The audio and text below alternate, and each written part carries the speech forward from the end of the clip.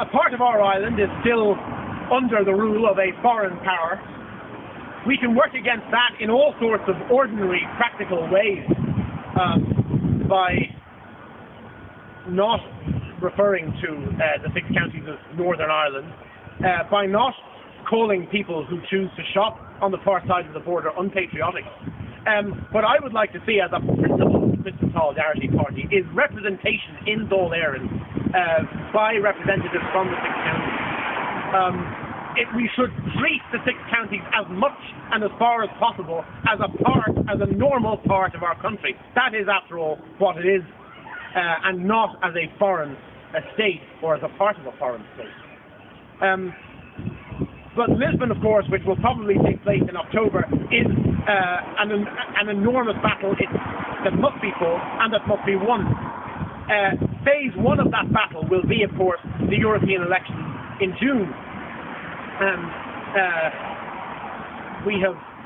It has been agreed by the Christian Solidarity Party that we will not be running our own candidates in this election, but we will be supporting the candidates of Libertas, where we are satisfied that these candidates are pro-life and have a Christian agenda. That is certainly the case with Declan Ganley, who will be running in the West, and Caroline Simons, who will probably be running here in this constituency in Dublin. The European elections and the Lisbon referendum are, by fighting these battles and by winning them, we will be doing the signatories of the 1916 proclamation proud. The men of 1916 were motivated by the dream of winning better conditions for workers. James Connolly believed that workers would have a fairer deal in an independent Ireland than they would in an Ireland ruled by a foreign government. Now, we have seen the people of Ireland treated in a very shoddy way by the government parties in the last budget. The Christian Solidarity Party stands for Catholic social teaching. We stand for the right of workers to earn a decent wage in the tradition of the social teaching of the Church espoused in Rerum Novarum by Pope Leo XIII. We would like lower salaries for the more highly paid public servants and a fair wage for the lower paid members of society. By agitating for that, by agitating for social justice, that is another way in which we can do the men and women of 1916 proud. We also stand, of course, for Catholic values. As the men of 1916 did, entrusting the cause to the Most High God, whose blessings we evoke upon our arms, as we heard there in the proclamation. The heirs of 1916, the main political parties, the Republican political parties, do not espouse those Catholic values. They've long since abandoned them. Enormous social changes have taken place in this country in the past 40 years.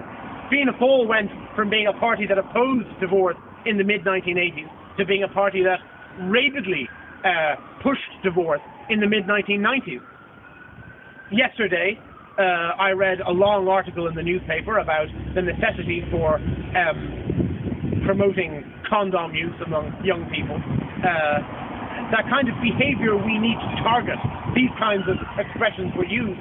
There was not a single mention in the article of there wasn't a whisper of a notion that relentlessly pushing contraception on young people might not be a good idea.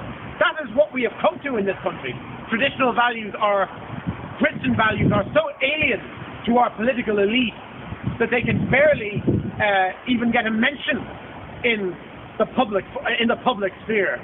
We've had the spectacle in the last couple of weeks of the French government expressing its concern because the Pope told the truth about contraception when he was in Africa, namely that by encouraging promiscuity, it makes the problem of sexually transmitted diseases worse. That is what we have come to today. So the Catholic values espoused by the men of 1916 they haven't gone away. They're still there, but no one else in this country is supporting them. In a country where 49% of the population voted against divorce in 1995, you cannot find a single main party which opposes divorce or which believes that throwing contraception at young people might just possibly not be the best way of fighting venereal diseases. But Catholic values are still there, they are eternal, they are not temporal, and they must be fought for, and the Christian Solidarity Party will fight for them. That is another way in which we can do the men and women of 1916 proud. We can make a difference, and it's on that note that I want to end. We are a small party. It can seem that we're dwarfed by the size and the resources and the manpower of the major parties. It can seem that we have no chance. We know that Joseph Plunkett and Roger Casement went to Germany in 1915 with a 32-page memorandum detailing how Ireland could be successfully wrested from British rule, with a German landing in the west and up-country rising and key building seized in Dublin. They expected to win. They wanted to win. Things obviously did not go their way. The German arms didn't make it, McNeill's countermanding order and all the rest of it. But they intended to win, and people who were in the GPO with Patrick Pearse that week remembered later that he was unfailingly optimistic the whole time. They believed that a German landing was imminent. They believed that the rest of the country was rising. That didn't happen. But the point I'm trying to make is that we should not despair. We should not go into the elections in June expecting to do badly. We should not campaign against the rerun of the Lisbon referendum with long faces expecting to lose. We should expect success, and we will very probably gain it. There's a party in Poland which has the same values as us. Poland is only a marginally more Catholic country than Ireland. The League of Polish Families has had a successful career. They have MEPs, they have had ministers in government. We can copy their success. We can have success in these elections in June, and we can defeat the Lisbon referendum the second time. We must believe that that is possible, just as the men of 1916 confidently believed, although wrongly, that victory was possible. That is the note on which I would like to end. I didn't want to come here today just to remember brave men and women who fought and laid down their lives almost 100 years ago. We did come to do that, but I came as well to urge you all to do whatever you can in the forthcoming political struggle. In June, we must engage for the candidates that we have running in the council and Dáil elections.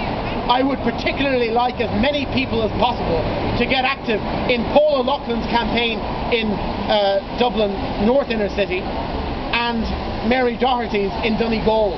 If you can spare 1 hour per week, give an hour per week. If you can spare 10 hours per week, give 10 hours per week. If you can spare money towards leaflets and posters, give that. Give whatever you can and urge your friends to do the same. And if we go into this struggle with confidence of victory, believing that victory can be gained, then our chances of getting that victory, of making an impact in the elections, of perhaps winning a council or indeed a Dáil seat will be greatly increased. Our chances of defeating the Lisbon referendum, of showing our government and the bureaucrats in Brussels that we will not stand for ceding any more of our sovereignty to them, and by showing the other peoples of Europe that that is possible, that there's nothing inevitable about the growth of the European Union. If we go into the referendum believing that that result can be achieved, then we will achieve it. That is the note on which I would like to end. Thank you for coming again. Do engage and do whatever you can in the campaign in the weeks and months ahead. The next month will be absolutely crucial for the future of this country, for the safeguarding of Irish sovereignty, for democracy in this country. Thank you very much for your attention.